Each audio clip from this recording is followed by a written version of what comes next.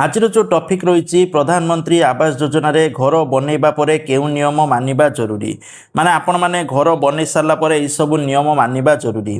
प्रथम नियम रोची घरे निजे रहिबा उचित। पीएम आवास योजना रे मिलिथिबा घर लाभार्थी बसवास पई दिया जाय थाए।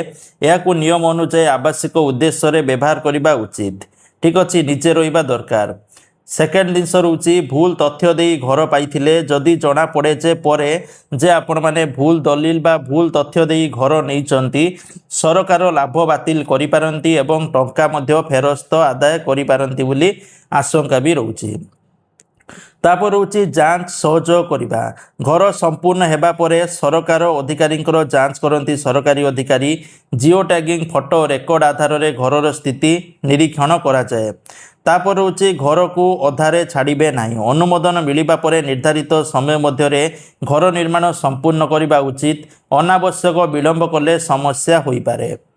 तापर जो रोची सरकारी टंकार सठिक व्यवहार। सरकारी टंकार सठिक व्यवहार करिबे। पीएम आवास योजना रे टंका केवल घर निर्माण पई व्यवहार करंतु, अन्य काम रे व्यवहार कले तदंत होई पारे। तापर होची घर बिक्री करि पारिबे कि।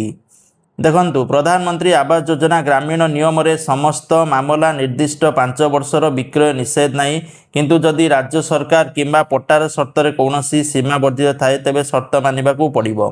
स्थानीय पंचायत किंबा ब्लॉक कार्यालय निज मामलार शर्त जांच करि परिबे।